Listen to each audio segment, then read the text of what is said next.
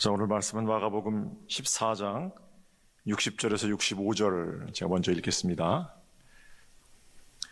대제사장이 가운데 일어서서 예수에게 물어 이르되 너는 아무 대답도 없느냐? 이 사람들이 너를 치는 증거가 어떠하냐 하되 침묵하고 아무 대답도 아니하시거늘 대제사장이 다시 물어 이르되 내가 찬송받을 이 아들 그리스도냐? 예수께서 이르시되 내가 그니라. 인자가 권능자의 우편에 앉은 것과 하늘 구름을 타고 오는 것을 너희가 보리라 하시니 대제사장이 자기 옷을 찢으며 이르되 우리가 어찌 더 증인을 요구하리요? 그 신성 모독하는 말을 너희가 들었도다.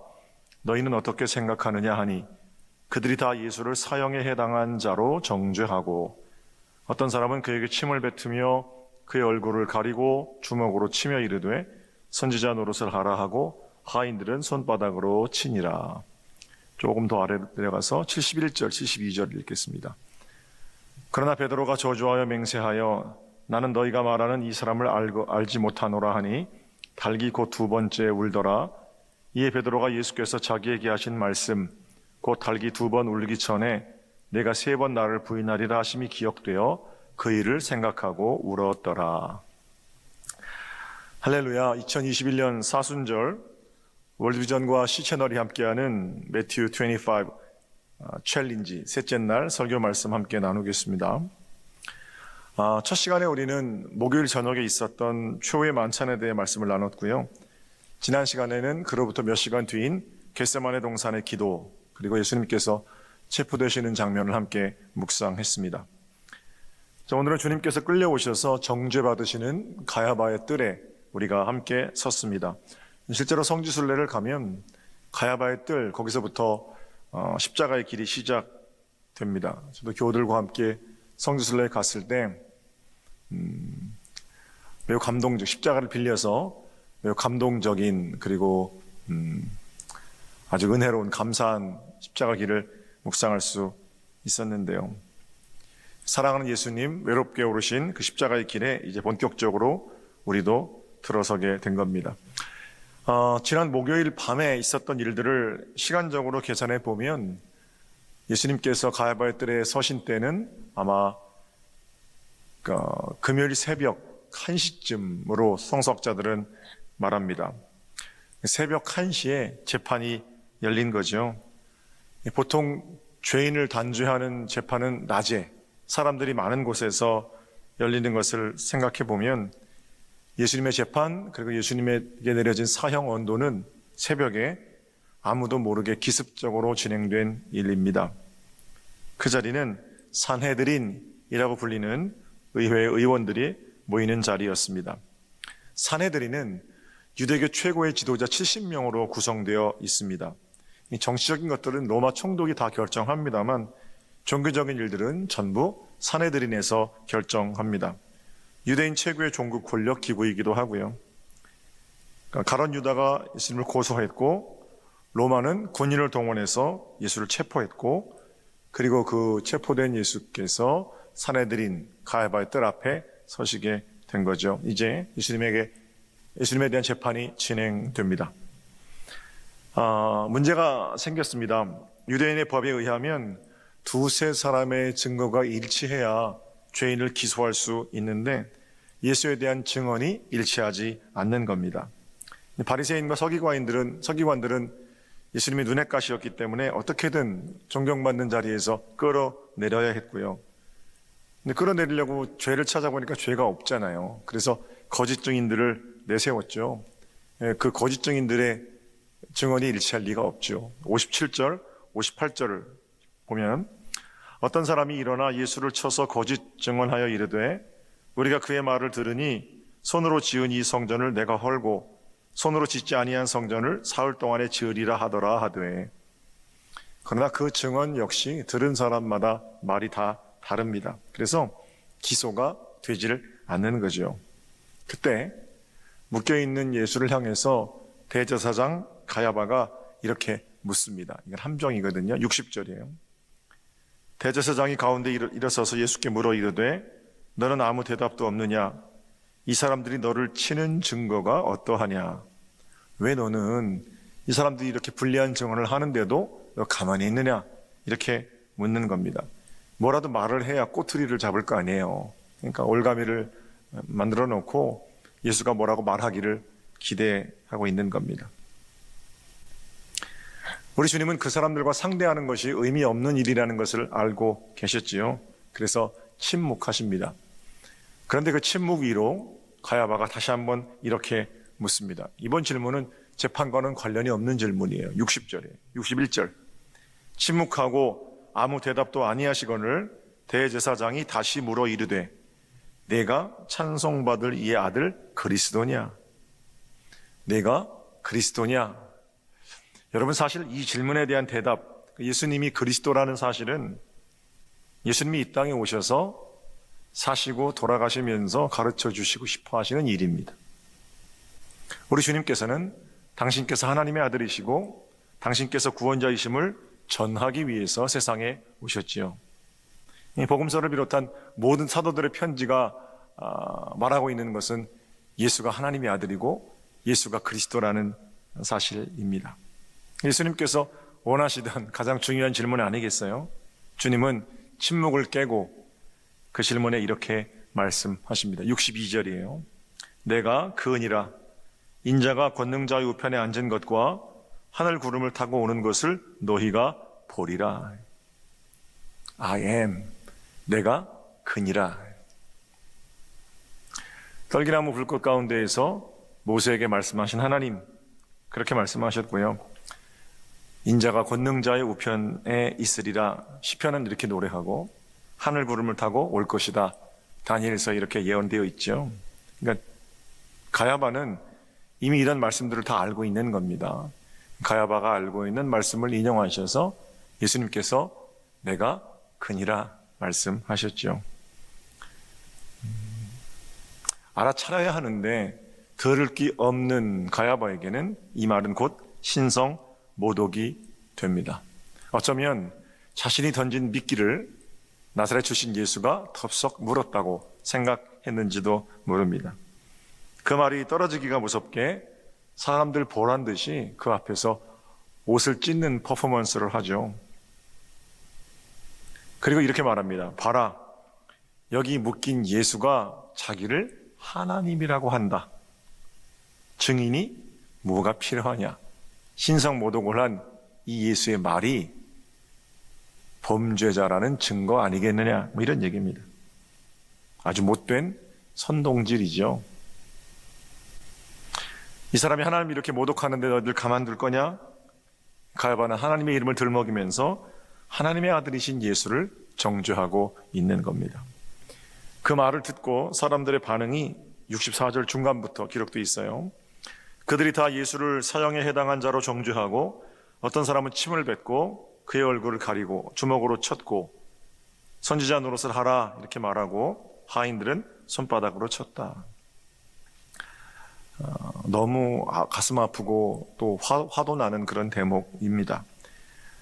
그런데 여러분, 이 대목에서 반드시 짚고 넘어가야 하는 것이 있는데 거기 모여있는 사람들의 정체입니다. 거기 모여있는 사람들은 가장 오래 믿었고 가장 잘 믿는다는 지도자들입니다. 가장 많이 말씀을 배웠고 가르치는 사람들이기도 합니다. 그렇게 뽑힌 70명 중에서 단 한 사람도 그 불의한 재판에 대해서 잘못되었다라고 말하는 사람이 없었습니다. 그 왜 그랬을까요? 왜 그들은 하나님의 이름으로 하나님의 아들을 십자가에 내어주는 그런 불의한 재판에 선동자 또는 동조자 또는 방관자가 되었을까요? 이 질문에 대해서 아담 해밀턴 목사는 그들이 가진 두려움 때문이었을 거다, 이렇게 그의 책에서 말하고 있습니다. 그들은 두려웠던 겁니다. 의미 있는 발견이에요. 뭐가 두려웠습니까? 예수님이 두려웠죠. 출신 성분도 변변치 못한 목수의 아들 예수가 권세 있는 새 교훈으로 하늘의 이야기를 합니다. 자기들은 짜내고 짜내서 하늘 흉내내는 이야기를 하긴 합니다만 그것도 말만 번지로 한 거지만, 그죠? 예수님은 하늘이 직접 내려와서 말씀하시는 것 같았습니다. 그런가 하면 예수는 사람을 고치기도 하셨고 사람을 일으키기도 하셨습니다. 예수님이 가는 곳마다 새로운 생명이 움텄고요. 처음에는 뭐 별게 있겠느냐고 시큰둥했습니다만 정작 예수 앞에 서서 자신들이 가지고 있는 말의 초라함, 자신들이 가지고 있는 행위의 초라함을 견딜 수가 없었던 거죠. 예수가 진짜라면 그저 자기들은 흉내내는 정도에 불과했으니까요. 이 문제는 그러다가 말아야 되는데 사람들이 전부 예수께 몰려가니까 자기들이 받고 있던 사람들의 존경과 신뢰를 잃어버리게 된 거죠. 자기들의 존재 기반에 대한 위협. 예수님이 그저 불편한 존재를 넘어서서 그들에게는 위협이 된다고 생각했을 겁니다. 그래서 그들은 두려웠던 겁니다. 자, 이쯤 되면 선택을 해야 되겠죠. 권세 있는 새 교훈 예수 그리스도의 말씀 앞에 엎드리든지 아니면 그 말씀을 제거하고 다시 그들만의 평화를 누리든지 선택은 둘 중에 하나잖아요. 그들은 두 번째 길을 택하게 됩니다. 가룟 유다를 회유해서 예수를 고소하게 하였고 밤중에 예수를 잡아와서 새벽에 말도 안 되는 재판을 연 이유도 바로 그런 거죠. 물론 그 전에는 이를 완벽하게 만들기 위해서 그럴듯한 소문을 성 안에 퍼뜨리기도 했습니다. 예수에 대한 이상한 소문들은 예수님께서 은혜로 하신 말씀들을 허풍쟁이 예수, 미혹하는 자 예수로 뒤집어 버리게 됩니다. 그러나 사람들이 알아요. 예수를 떠나지 않아요. 그분은 허풍쟁이가 아니고 미혹하시는 분이 아니고 그분은 진짜 하나님의 아들이심을, 그분을 만난 사람이라면 전부 고백하거든요. 그러니까 이번에는 그 대제사장, 서기관 이런 이들이 로마까지 들먹이는 겁니다. 온 세상이 예수를 따르는데 만약에 그렇게 너희들이 예수를 따르고 소란을 피우면 로마가 우리를 가만 안 둘 거다. 한 사람이 죽어서 여러 사람이 사는 것이 그게 더 낫다. 이런 이상한 논리를 만들어냅니다. 잘 생각해 보세요. 여러분, 한 사람이 죽어서 우리 모두가 사는 게 낫다. 이게 말로는 그럴듯하잖아요. 근데 이 말은 누가 할 때 진리가 되냐면 죽는 사람이 할 때 진리가 되는 겁니다. 예수님께서 내가 죽어서 온 인류가 구원받는다 하고 십자가에 가시는 길은 진리의 말씀이지만 똑같은 말을 희생양 삼아서 한 사람 죽이려는 사람이 하는 그 말은 진리일 수 없는 거예요. 내가 죽어서 온 인류가 구원받는다. 그리고 돌아가는 길은 참으로 감사한 길이지만 저걸 죽여서 우리가 평화하자. 마귀의 속삭임이지요. 예수 입에서 그 말이 나오면 희생이지만 예수 죽이려는 자 입에서 그런 말이 나오면 그건 더러운 계략일 뿐입니다. 한편 이렇게 앞서서 예수를 죽이려는 자들이 있었고요. 동시에 그 자리에 침묵하며 가만히 있던 자들도 있었습니다. 침묵으로 동조하는 겁니다.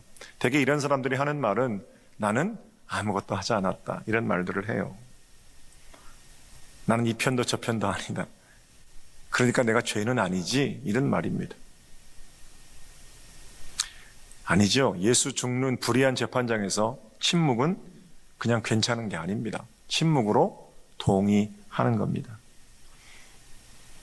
공범의 죄를 저지르고 있는 거죠. 자, 그럼 이 대목에서 여러분과 저의 삶을 좀 되돌아봐야 합니다. 만약에 우리 인생이 가야바의 뜰이라면 여기서 여러분은 어떤 역할을 맡으셨습니까? 옷을 찢으면서 예수를 죽여야 한다 이렇게 소리 지르는 그런 사람은 아니겠지요. 그러나 여러분, 죄 짓는 자리에서 여러분은 어떤 모습이었습니까? 이건 아니잖아, 그렇지 않잖아 라고 말해야 되는 상황에서 혹시 침묵하신 건 아닙니까? 우리의 침묵이 예수를 십자가에 내어주는 그런 범죄가 된 건 혹시 아닙니까? 이해할 때 이해하고 아니요 할 때 아니요 해야 하는데 그 일을 하지 못하는 것은 아닙니까? 인류 역사를 살펴보면 애석하게도 기독교는 우리가 거쳐왔던 수많은 가야바의 뜰에서 폭력을 선동했거나 침묵함으로 범죄했던 가슴 아픈 과거를 가지고 있습니다. 십자군 전쟁은 십자가를 내세우고 치른 종교 전쟁인 것 같지만 사실은 돈 때문에 벌어진 일이잖아요.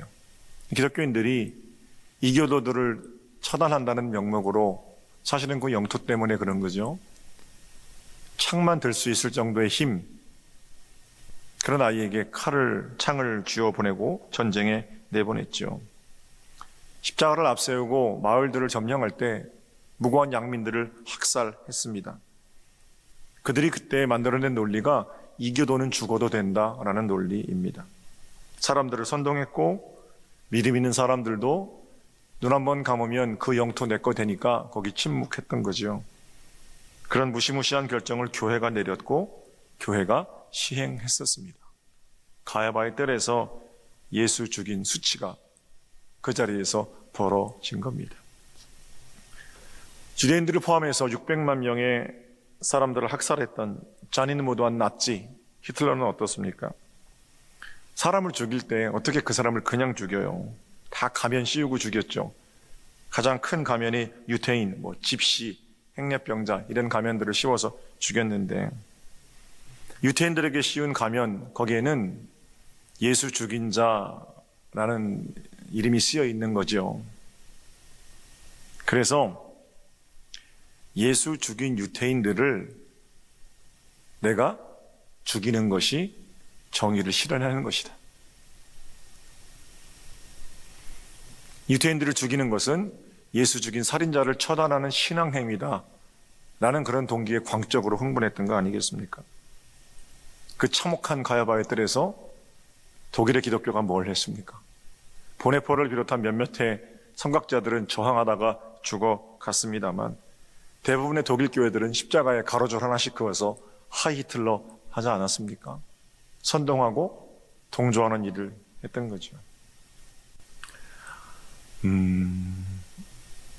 아직도 인종들을 차별하는 못된 백인들도 있고요. 동남아시아 사람들을 차별하는 못된 한국인들도 있습니다. 흑인들을 노예로 삼고 짐승처럼 부리면서 일하러 온 동남아 사람들 제대로 월급도 주지 않고 종처럼 부리면서 주일날 예배당에서는 양복 입고 거룩한 모습으로 예배하는 건 꼴불견입니다. 그럼 그렇게 사람들을 차별하는 자들의 이면에 어떤 원리가 작동하고 있는 거예요? 함은 저주받은 자손이고 야벳은 복받은 자손이고 그런 건 저는 복음 아니라고 생각합니다. 그래서 이제 그건 성경 말씀입니다만 그래서 백인은 복받았고 흑인은 저주받았고 말이 되는 소리이야죠. 더 안타까운 건 교회가 그런 사실들을 수백 년 동안 묵인하고 동조했다라는 겁니다. 우리나라 얘기를 좀 해볼까요? 일본이 우리나라를 지배할 때 감리교, 장로교 가릴 것 없이 전부 신사참배 결의했습니다. 어떤 결의? 반대합시다 이런 결의한 거 아니고 천황에게 충성을 맹세하는 것은 괜찮다 이렇게 결의한 겁니다. 교회가 앞서서 그 일을 했다는 건 가야바의 뜰에서 누군가 신사참배를 선동하고 신사참배하는 것을 동조함으로 그렇게 수치를 드러냈다라는 거죠. 지금도 이런 일들은 저는 벌어지고 있다라고 생각합니다. 예수 믿으면 성공하고 예수 믿으면 부자 되고 예수 믿으면 병 낫습니다. 그러나 그것보다 더 중요한 것이 있어요. 그렇게 성공하지 않아도 그렇게 돈 많이 벌지 않아도 그렇게 오래도록 건강하게 살지 않아도 나는 지금 예수님께서 내게 허락하신 것들로 이미 행복합니다. 이렇게 말할 수 있어야 이게 진짜 기독교겠지요. 목사님 그냥 좋은 게 좋은 거 아닙니까? 글쎄요. 예수님인가 세상의 영광인가 때로는 그걸 선택해야 하는 가야바의 뜰의 자리에서 또다시 침묵하는 모습이 저와 여러분의 모습은 아닌가 그런 생각을 좀 해보게 됩니다. 이번 주간에 내가 만나는 사람들 그런 자리에서 만약 우리의 신앙 양심에 어긋나는 소리들을 한다면 나는 이 편도 아니고 저 편도 아니야. 괜히 나서서 내가 어려움 당할 일은 없지. 이건 겸손한 게 아니라고 생각해요. 오히려 그건 아닙니다 라고 말할 수 있어야 하겠지요. 그런 사람이 단 한 사람이라도 있었다면 예수는 외롭지 않으셨을 겁니다. 그런 사람이 있는 그런 공동체가 살아있는 공동체고요. 가야바의 뜰에서 침묵하는 5천만 명의 기독교인이 아니라 거기서 진리 되신 예수를 붙드는 단 한 사람, 하나님께서는 바로 그 사람을 원하신다라고 생각합니다. 내가 그리고 여러분이 그 한 사람이 되기를 간절히 소망합니다. 한 가지 재미있는 사실은 그 자리에 있었던, 아니 있었을 것으로 여겨지는 한 사람에 대한 얘기인데요. 니고데모입니다. 니고데모는 산헤드린 의회 회원이니까 거기 있었겠죠, 그죠? 요한복음 3장에 밤중에 예수께 찾아왔고 두려움 때문에 얼굴을 가리고 나왔죠. 예수님께서 그와 대화를 나누는 가운데 7장쯤 다시 등장하거든요. 요한복음입니다. 그러니까 바리새인들이 나쁜 짓을 모의하고 있을 때 그렇게 말하는 거예요. 우리의 법이 어떻게 사람 얘기를 들어보지도 않고 그렇게 사람을 정죄하느냐? 아니요 라고 말하죠.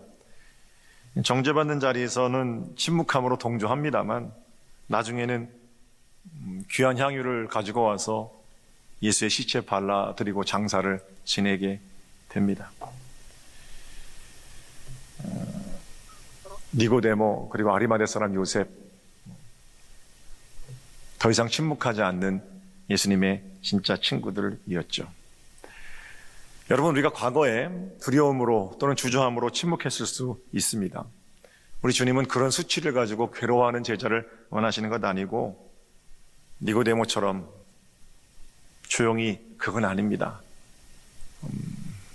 진리의 길을 걸어가는 그런 제자를 원하시는 거죠.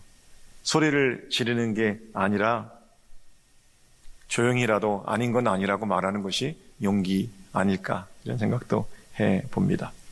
자, 마가는 마지막 부분에 베드로 얘기를 전합니다. 베드로 역시 두려움 때문에 예수님을 배신합니다. 그러나 결국 십자가에 거꾸로 달려 순교하기까지 복된 사도의 역할을 감당하게 됩니다.